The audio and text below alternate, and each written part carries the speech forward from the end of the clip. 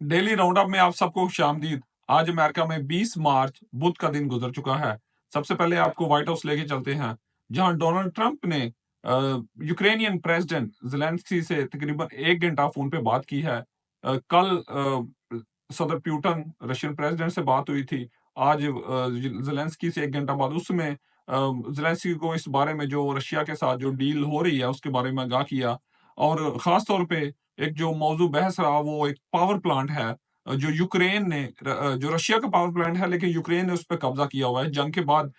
किसी I think 1 साल पहले यूक्रेन ने उस पर हमला किया उस पावर प्लांट पे और उस पर कब्जा कर लिया और रशिया अभी तक उससे कब्जा छुड़ा नहीं सका।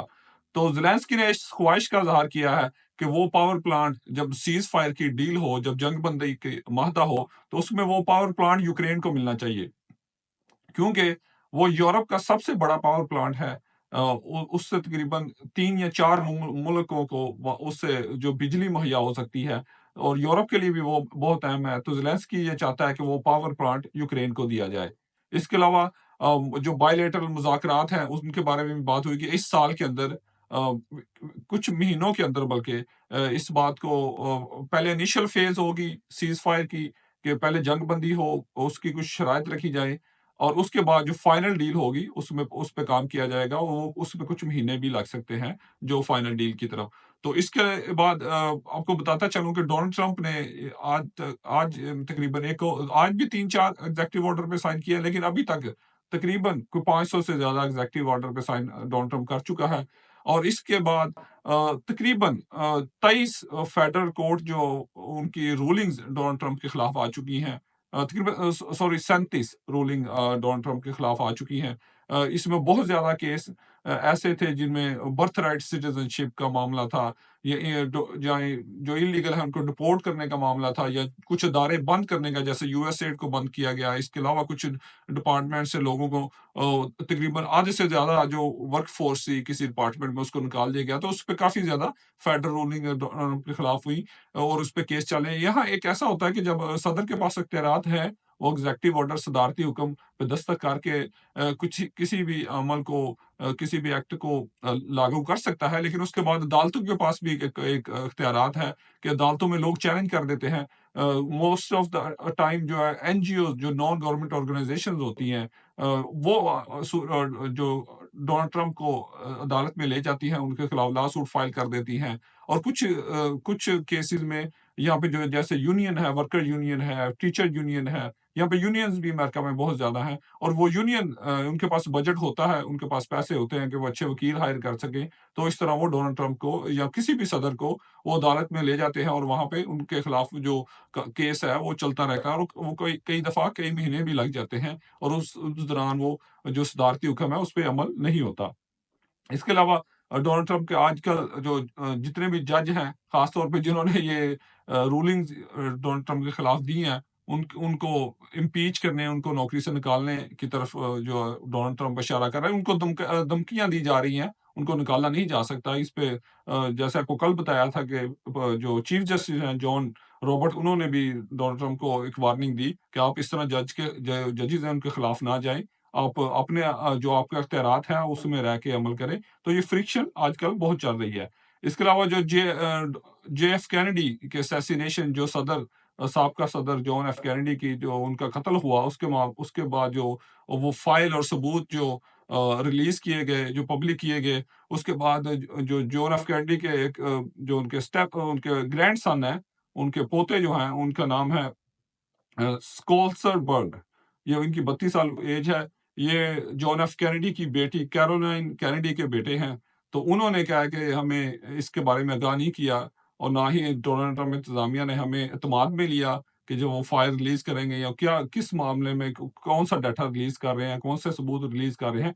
और इसमें हमें बिल्कुल एतमाद में नहीं लिया गया क्योंकि उनका तल्लक जो है डेमोक्रेट पार्टी से है और डोनाल्ड ट्रंप रिपब्लिकन है। तो इसलिए उनको इस फ्रिक्शन भी है उन दोनों के दरमियान और उसको किसी बात में लाजमी नहीं कि आगाह किया जाए, क्योंकि डोनाल्ड ट्रंप ने एग्जीक्यूटिव ऑर्डर पे साइन किए थे। तो उसका मतलब यही था कि अब इस तरफ जो मामला जा रहे हैं कि इन फाइल्स को रिलीज किया जाएगा। तो इसलिए लाजमी नहीं कि उनको इन्फॉर्म किया जाए, लेकिन अगर उन्हें एतमाद में ले लिया जाता तो अच्छी बात थी, लेकिन वो डेमोक्रेट हैं, इस वजह से ڈونلڈ ٹرمپ سمجھتے نہیں ہیں کہ ڈیموکریٹ کے ساتھ کوئی مذاکرات ہوں، یا ان کو کسی ایک چیز پہ اہمیت دینے کے قابل ہی نہیں سمجھتے۔ اس کے علاوہ ڈونلڈ ٹرمپ نے آج ایک اور صدارتی حکم پہ سائن کیا ہے کہ ڈپارٹمنٹ آف ایجوکیشن جو ہے اس کو بند کرنے کا اعلان کیا گیا ہے۔ یہ ڈپارٹمنٹ 1980 میں پریزیڈنٹ جمی کارٹر نے اس کو بنایا تھا۔ اس کا مقصد یہی تھا کہ جو اسکولز ہیں وہاں پہ اسپیشل ان کو فرنٹ جو گرانٹ دی جائیں فیڈرل سے، ان کو جو اسپیشل ایجوکیشن مینس کے کچھ خاص جہاں پہ لوگوں کی تعلیم میں کمی، لائک جہاں پہ لوگ زیادہ اسکول نہیں بچے اسکول جاتے، وہاں پہ کچھ زیادہ ایکسٹرا پیسے خرچ کیے جائیں تاکہ لوگ وہاں اپنے بچوں کو اسکول بھیجیں۔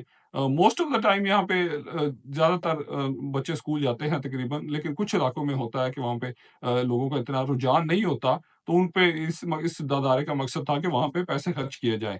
تو اس کو ڈونلڈ ٹرمپ اس ادارے کو فوری طور پہ بند تو نہیں کر سکتے، کیونکہ اس کے لیے کانگریس سے جو کہہ لیں گے 2/3 اکثریت ریکوائرڈ ہے، اور وہ ایک بہت ضروری ہے، کیونکہ یہ ادارہ جب بنا تھا تب بھی دونوں پارٹیوں نے، ڈیموکریٹ اور ریپبلکن نے، اس کو ووٹ دے کے ایک ایجوکیشن ایکٹ نافذ کیا تھا تاکہ ایک ادارہ عمل میں لائے، تو اس کو فوری طور پہ بند نہیں کیا جا سکتا۔ لیکن ڈونلڈ ٹرمپ نے اس کے جب امپلائیز کو نکال دیا جائے گا، جب وہاں پہ جو کام کر رہے ہیں لوگوں ان کو نکال دیا جائے گا اور ان کے فنڈنگ بند کر دی جائے گی، فیڈرل فنڈنگ اس ادارے کی بند کر دی جائے گی، تو پھر اس کے لیے کام کرنا ناممکن ہو جائے گا۔ یہ ایسے ہی سمجھ لیں جیسے یو ایس ایڈ جو United States agency of international development ہے، اس کو بند کیا گیا۔ اس کو بند اسی طرح کیا گیا کہ ملازم جو ہے وہاں پہ جو ورکر ہیں ان کو کام کرتے ہیں ان کو نکال دیا گیا، ان کی گرانٹس بند کر دی گئی، تو پھر وہ ادارہ ایک بیسکلی ایک فنکشنل ہو ہی نہیں رہ سکتا، وہ رہ ہی نہیں سکتا، وہ کسی صورت میں کام کر ہی نہیں سکتا، تو وہ ایونچولی وہ بند ہی ہو جائے گا۔